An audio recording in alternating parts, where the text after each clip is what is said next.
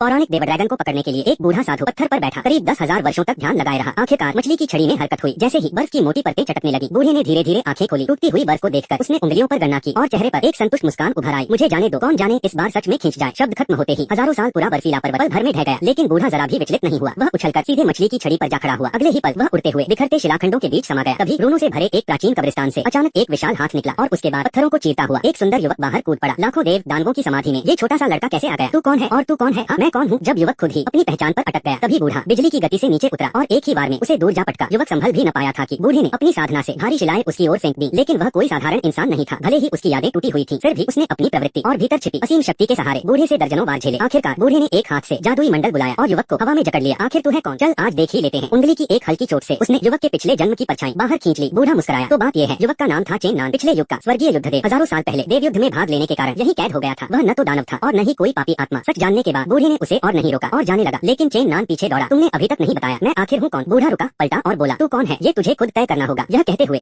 पौराणिक देव ड्रैगन को पकड़ने के लिए एक बूढ़ा साधु पत्थर पर बैठा करीब 10,000 वर्षों तक ध्यान लगाए रहा। आखिरकार मछली की छड़ी में हरकत हुई। जैसे ही बर्फ की मोटी परतें चटकने लगी, बूढ़े ने धीरे धीरे आंखें खोली। टूटती हुई बर्फ को देखकर उसने उंगलियों पर गणना की और चेहरे पर एक संतुष्ट मुस्कान उभर आई। मुझे जाने दो, कौन जाने इस बार सच में खींच जाए। शब्द खत्म होते ही हजारों साल पूरा बर्फीला पर्वत पल भर में ढह गया, लेकिन बूढ़ा जरा भी विचलित नहीं हुआ। वह उछलकर सीधे मछली की छड़ी पर जा खड़ा हुआ। अगले ही पल वह उड़ते हुए बिखरते शिलाखंडों के बीच समा गया। तभी रूणों से भरे एक प्राचीन कब्रिस्तान से अचानक एक विशाल हाथ निकला और उसके बाद पत्थरों को चीरता हुआ एक सुंदर युवक बाहर कूद पड़ा। लाखों देव दानवों की समाधि में ये छोटा सा लड़का कैसे आ गया? तू कौन है और तू कौन है? मैं कौन हूँ? जब युवक खुद ही अपनी पहचान पर अटक गया, तभी बूढ़ा बिजली की गति से नीचे उतरा और एक ही बार में उसे दूर जा पटका। युवक संभल भी न पाया था कि बूढ़े ने अपनी साधना से भारी शिलाएं उसकी ओर फेंक दी। लेकिन वह कोई साधारण इंसान नहीं था। भले ही उसकी यादें टूटी हुई थी, फिर भी उसने अपनी प्रवृत्ति और भीतर छिपी असीम शक्ति के सहारे बूढ़े से दर्जनों बार झेले। आखिरकार बूढ़े ने एक हाथ से जादुई मंडल बुलाया और युवक को हवा में जकड़ लिया। आखिर तू है कौन? चल आज देख ही लेते हैं। उंगली की एक हल्की चोट से उसने युवक के पिछले जन्म की परछाई बाहर खींच ली। बूढ़ा मुस्कुराया। तो बात यह है, युवक का नाम था चेन्नान। पिछले युग का स्वर्गीय युद्धदेव हजारों साल पहले देव युद्ध में भाग लेने के कारण यही कैद हो गया था। वह न तो दानव था और न ही कोई पापी आत्मा। सच जानने के बाद बूढ़े ने उसे और नहीं रोका और जाने लगा। लेकिन चेन्नान पीछे दौड़ा। तुमने अभी तक नहीं बताया मैं आखिर हूँ कौन? बूढ़ा रुका, पलटा और बोला, तू कौन है ये तुझे खुद तय करना होगा। यह कहते हुए